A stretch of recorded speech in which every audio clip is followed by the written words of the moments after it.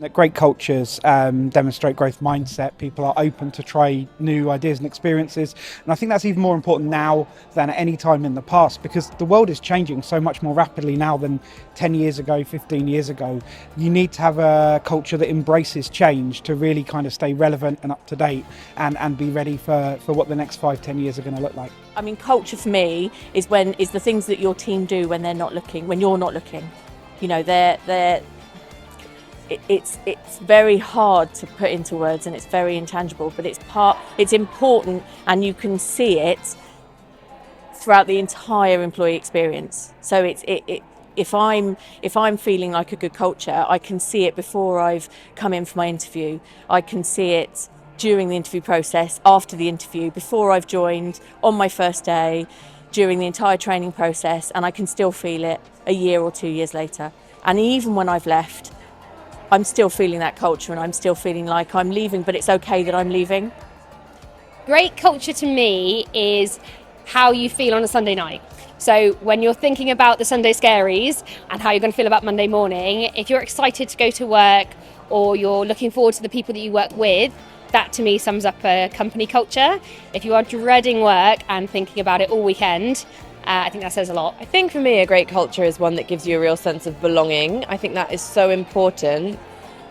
That to me is the essence, where if you don't feel like you belong, it doesn't really matter how many free coffees or parties they throw. So it's a really sense of belonging. I think a great culture is one that sets that up from the offset. As soon as people join, they join an organisation, or even during the interview process, they're getting that impression of okay, inclusion is very much central to what we do. Our culture is very much ingrained to everything that we do. It's not just something that occasionally it's brought up as a late thing or once a year, but actually it's something that as soon as someone joins an organisation, they see a code of conduct, they understand it, they feel that sense of oh, I understand exactly what this place is like, and they feel it straight away. I think for me it's about being able to express how you're feeling and how you're finding things without being worried at all. I've found work stressful, I found work difficult, and being able to talk to my colleagues, my manager, the big boss, there's 40 of us, anyone in that business about how I'm feeling has been great, whether that's things are going really well or actually, do you know what, I need to have a little cry and a pat on the shoulder and then I'm fine. I'm a very emotional person, and being able to express that and still be taken really seriously in the workplace, for me that's been what has marked the good culture of where I've been working. I think culture is often revolves around the goal, and we're from a huge variety of backgrounds and diverse backgrounds across the whole of the Commonwealth, in fact.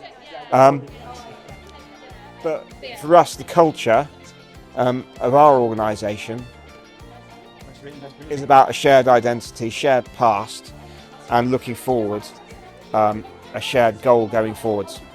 For me, what is absolutely vital for a good culture is compassion and kindness and self-compassion as well, because leaders have to embody that themselves in order to role model it to those around them. So if you are a team member and your manager is telling you to look after your well-being, but they're not doing it, it sends this really clear message that it's okay for me, but I won't advance in my career, I won't go further, I won't get to that point, because to do that I have to sacrifice my well-being. So it really does have to be role modelled.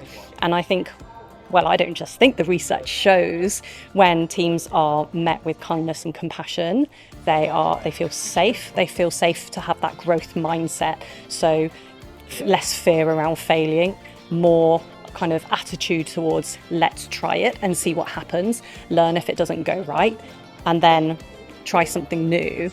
And that's innovation, isn't it? So every time we're putting people under pressure, we are shrinking their abilities and their creativity and their innovation. So to me, that's important.